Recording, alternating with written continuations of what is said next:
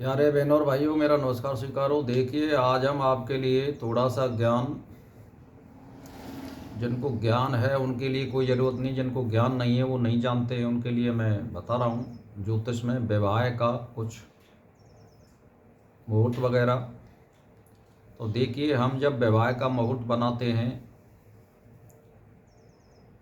तो लड़की का हम गुरु देखते हैं, 4 8 12 नहीं होना चाहिए। और लड़का का हम सूर्य देखते हैं, यानी 4 8 12 सूर्य नहीं होना चाहिए। और लड़का लड़की दोनों का हम चंद्रमा देखते हैं, यानी 4 8 12 नहीं होना चाहिए। अब जैसे मान के चलिए, आपने 8 रेखा का साया बनवाया है या जो बन रहा है, या विद्वान पंडित जो बना रहे हैं उसको, तो 10 रेखा का भी हो सकता है और 9 रेखा का भी हो सकता है, 8 का भी हो सकता है, 6 7 का भी हो सकता है, जिन्होंने जैसा बनाया है।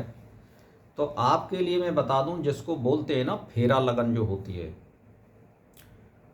वो लगन क्या होती है कि उसमें ये देख लेना चाहिए कि हमारी, जैसे मान के लिए चलिए कि तुला लगन में या करक लगन में या मिथुन लगन में फेरा पड़ रहे हैं, तो वो पंडित जी फेरा लगन में जो लिखते हैं, तो मैं आप सभी विद्वानों से एक अनुरोध करता हूँ कि उत्तम व्यवहार बना के दीजिए अपने कस्टमरों को।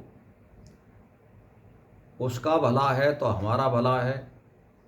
और चाहे वो घटना घटती नहीं हो, लेकिन हम ज्योतिष को मानते हैं, तो इसमें 80% विज्ञान है और ये सही और सटीक बैठती है। तो हम जब भी विवाह बनाते हैं तो उस फेरा लगन में ये देख लीजिए कि गुरु शुक्र या चंद्रमा उच्च राशि का या स्वय राशि का बैठा है कि नहीं बैठा है, गुरु बैठा है या शुक्र बैठा है या बुध बैठा है। लेकिन ये स्वय राशि का होना चाहिए या उच्च राशि का होना चाहिए। तो ये क्या हो गए भाई, मान के चलिए कि मित्र राशि का यदि गुरु हो तो वो भी सही होता है। तो कहने का मेरा मतलब ये है, अगर ये शत्रु राशि का गुरु है तो अगर उसको कोई शुभ ग्रह देख रहा है तो वो भी शुभ माना जाएगा। तो इसीलिए ये दिखा लीजिए कि हमारी फेरा लगन में, शुभ लगन में कोई शुभ ग्रह बैठा है कि नहीं बैठा है। यानी मान के चलिए कि कुंभ लगन में या मकर लगन में गुरु बैठा है, तो यदि मकर में बैठा है तो वो नीच का है, और यदि कुंभ में बैठा है तो वो शत्रु राशि का है। यदि इसको कहीं से भी लगन में शुभ ग्रह देखता हो, जैसे मान के चलिए बुध देखता हो, चंद्रमा देखता हो, तो ये शुभ माना जाएगा। और यदि लगन को शनि या राहु या केतु देख रहे हैं तो वो विवाह नहीं करना चाहिए। मैं ये नहीं कह रहा हूँ कि 8 रेखा का या 10 रेखा का साया बनाया है आपने, लेकिन ये भी जरूरी है भाई। 2 महीना में, 4 महीना में, 6 महीना में, साल में साया बन जाएगा, क्या दिक्कत आ रही है। तो उसको बढ़िया तरह से करिए ना, देखिए। तो इसीलिए लगन में जिसमें आपके फेरा पड़ रहे हों तो उसमें ये दिखा लीजिए, और विद्वानों से यही अनुरोध करता हूँ कि वो इसी तरह साया बना करके दीजिए।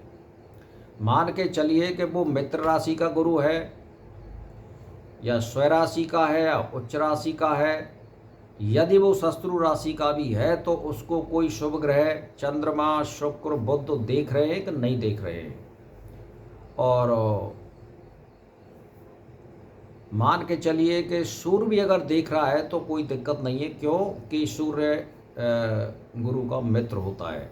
तो इस तरह कुंडली में निर्धारण कराना चाहिए। यदि लगन को या सप्तम भाव को ये क्रूर ग्रह देखते हैं तो वहाँ जो है दाम्पत्य जीवन में सुख प्राप्त होने का कम संकेत है, वहाँ कलह और बाधा उत्पन्न होगी।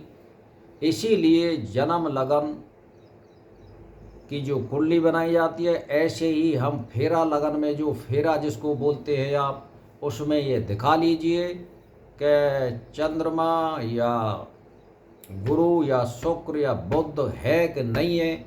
यदि नहीं है तो फिर इसको शुभ ग्रह देखने चाहिए, ये कहीं से उसको देखते हों जैसे मान के चलिए 7वें स्थान से देखता हो, गुरु 5वें स्थान से देखता हो, या 9वें स्थान से देखता हो, कोई भी शुभ ग्रह लगन को देखना तो अवश्य चाहिए। यदि राहु और केतु दिख रहे हैं लगन को, और मंगल देख रहा है, या राहु केतु देख रहे हैं, यानी 2 ग्रह का लगन को देख रहे हैं, तो ये मेरा दावा है कि दाम्पत्य जीवन सुखपूर्वक नहीं गुजरेगा। ये तो मेरा देखा हुआ फार्मूला है।